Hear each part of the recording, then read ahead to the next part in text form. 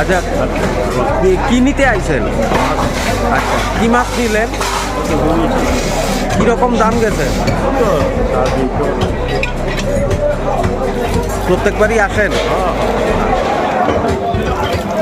পরিবারের নিয়ে আজকে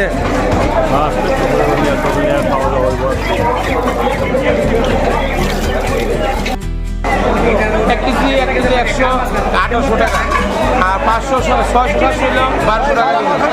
একদম চাঁদপুরের মাছ, ওদিকে চাঁদপুরের মাছ আসছে, কাঁচা ইলিশ, বাংলার মাছ কম নাই, ভালো মাছ ইলিশ, সেরা মাছ পাইবেন।